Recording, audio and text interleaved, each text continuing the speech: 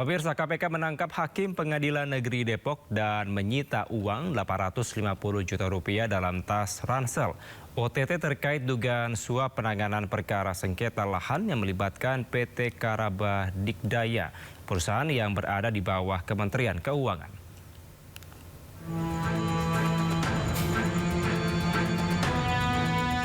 Orang ditangkap dalam operasi tangkap tangan yang dilakukan KPK pada Kamis lalu di lingkungan Pengadilan Negeri Depok, Jawa Barat. 7 orang tersebut terdiri dari 3 pihak Pengadilan Negeri Depok, yaitu Ketua PN Depok, Wakil Ketua PN Depok, dan jurusita, serta 4 orang dari PT Karaba Dikdaya. Dari 7 orang yang diamankan, 5 orang telah ditetapkan KPK sebagai tersangka. Perkara ini berawal dari putusan PN Depok tahun 2023 yang mengabulkan gugatan PT Karaba Dikdaya atas sengketa lahan seluas 6.500 meter persegi di Kota Depok. Dalam proses eksekusi terjadi permintaan fee untuk mempercepat eksekusi lahan dengan nilai kesepakatan sebesar 850 juta rupiah. Bahwa kemudian YOH dan BR bertemu di sebuah restoran di Depok untuk membahas penetapan waktu pelaksanaan eksekusi pengosongan lahan dan permintaan fee untuk percepatan eksekusi. Nah, disitulah terlihat bahwa yang satu ingin percepatan, yang satu meminta kompensasi atas percepatan dari pelaksanaan eksekusi tersebut. Dari hasil pertemuan tersebut, BR menyampaikan kepada saudara TRI selaku Direktur Utama PT KD adanya permintaan fee yang dimaksud, gitu ya. Jadi tentunya untuk mengeluarkan uang sejumlah itu, uang yang besar ya bagi perusahaan, tentu harus sepengetahuan dari direktur utamanya. Namun demikian pihak PT KD melalui BR menyatakan keberatan atas besaran nilai 1 miliar. Jadi ada bargaining sini, tawar-menawar gitu ya. Dalam prosesnya BR dan YOH mencapai kesepakatan besaran fee untuk percepatan eksekusi 850 juta gitu ya. Para tersangka kini ditahan di rutan KPK selama 20 hari ke depan untuk jalani pemeriksaan lebih lanjut. Dalam rapat konsultasi bersama DPR hari ini, Menkyu Purbaya angkat bicara terkait penonaktifan peserta PBIJK yang ramai dikeluhkan masyarakat, yang meminta pihak BPJS Kesehatan untuk melakukan pemutakhiran dan juga jangan membuat keributan karena uang yang dikeluarkan pemerintah untuk program ini tidak berkurang. Jangan sampai yang udah sakit tiba-tiba begitu mau cek darah cuci darah lagi tiba-tiba nggak eligible, nggak berhak. Kan itu kayaknya kita konyol. Ya, padahal uang yang saya keluarin sama. Saya rugi di situ, uang keluar, image jelek jadinya. Pemerintah rugi dalam hal ini, Pak. Kemudian masukan dari kami adalah penentuan jumlah PBI dilakukan dengan hati-hati dan terukur dengan mengedepankan ketepatan sasaran, kemudian akses layanan, dan menjaga keberlanjutan program JKN. Tadi kan kalau ditanya ada nggak ruang untuk ngisi orang-orang tadi yang nggak masuk, kan ada. Kan masih 96 juta sekian kan, targetnya 98. Harusnya kalau prosedurnya clear, nggak ada masalah itu. Jadi masalahnya adalah masalah operasional, masalah manajemen, dan masalah sosialisasi yang harus bisa dibereskan secepatnya. Kalau itu membuat uang yang saya keluarkan untuk Anda lebih kecil, saya mendukung. Ribut dikit nggak apa-apa, tapi ini kan sama, uang yang sekolah kan sama, ribut lagi, saya rugi banyak, Pak. Ke depan tolong dibetulin. Dengan demikian penjelasan. Terima kasih Anda masih di sini sore. Pemirsa, seorang murid berpakaian SD asal Papua menangis saat pulang sekolah. Ternyata dirinya menangis karena pensil yang digunakan patah. Sudah datang. Jangan nangis lagi ya. Ya, pemirsa, inilah seorang murid asal Papua yang sempat menjadi perbincangan warganet. Murid ini sempat menangis hanya karena sebatang pensilnya patah. Seorang warga membagikan kisah dirinya membelikan pensil baru ke murid tersebut. Murid asal Papua yang sangat bangga mengenakan pakaian merah putih. Meski tanpa alas kaki, murid ini selalu antusias berangkat ke sekolah. Sudah datang. Sementara pemirsa, dunia pendidikan Indonesia sudah saatnya segera membuka mata. Masih banyak putra-putri bangsa yang semangat bersekolah namun terkendala dari ekonomi.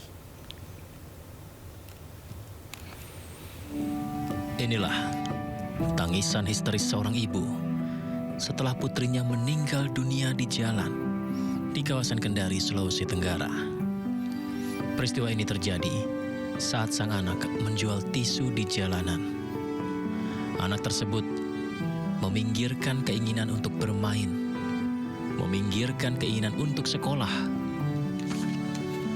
Ia berjualan tisu demi membantu keluarga, mengumpulkan uang untuk membeli nasi agar ia dan ibunya tidak kelaparan. Namun naas, kecelakaan lalu lintas terjadi. Anak kecil itu meninggal dunia. Sebelumnya, Indonesia juga berduka dengan hilangnya nyawa seorang anak di Kecamatan Jerebu, Kabupaten Ngada, Nusa Tenggara Timur. Anak kelas 4 SD tersebut memutuskan mengakhiri hidupnya di pohon cengkeh dekat kebun milik neneknya. Korban mengambil jalan pintas akibat tekanan ekonomi.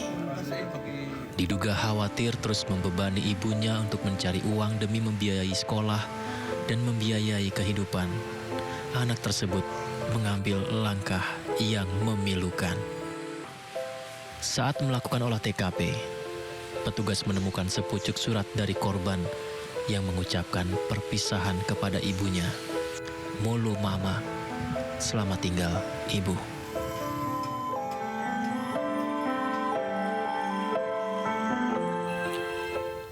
Ya, tak ingin peristiwa di Ngada NTT terulang, sejumlah warga membagikan kegiatannya dengan berbagi buku ke anak-anak. Kegiatan seorang warga membagikan buku tulis dan juga pulpen diunggah di @husnulkotimah.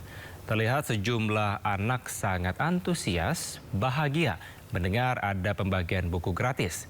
Tak lama, anak tersebut juga berbagi cerita tentang keseruannya selama sekolah.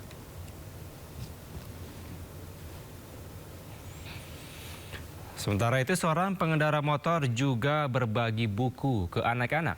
Dalam perjalanan, buku-buku itu disimpan dalam kardus di motornya dan berhenti sejenak untuk memberikan buku tulis ke sejumlah anak.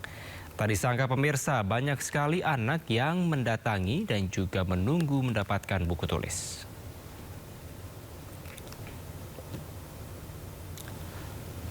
Kemudian aktivitas berbagi buku juga dilakukan seorang influencer bernama Fitria Febriantisa. Anak-anak berbaris menunggu untuk dibagikan buku tulis. Terlihat raut wajah bahagia dan antusias membuktikan bahwa anak-anak Indonesia sebenarnya sangat senang untuk sekolah. Namun terkadang keterbatasan ekonomi kerap menjadi penghalang. Pemirsa, bayi berusia 1 tahun harus bertahan tinggal dengan keluarganya dengan keterbatasan ekonomi. Bayi tersebut harus rela makan nasi dengan bumbu penyedap saja.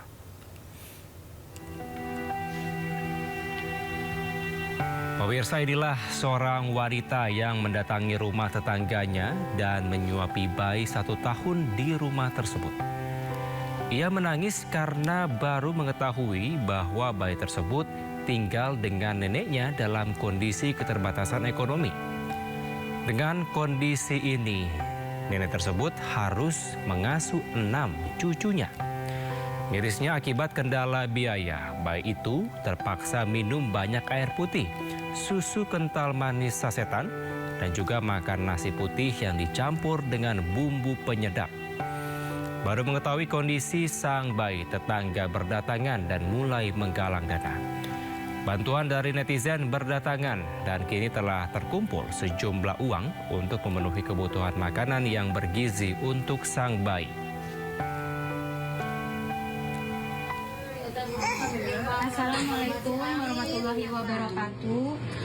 Terima kasih untuk para donatur yang kasih buat mami sama dede saya. Ini disaksiin sama para tetangga juga ya teman-teman. Makasih banyak. udah dibantu dari segi finansialnya, terus dari pampersnya juga, susunya juga buat dede saya, untuk donasi dari teman-teman media sosial dan saya, dede saya sama aparat setempat, dinsos dan RT/RW-nya semuanya. Terima kasih. Mohon maaf jika donasi ini bikin mendadak, karena saya juga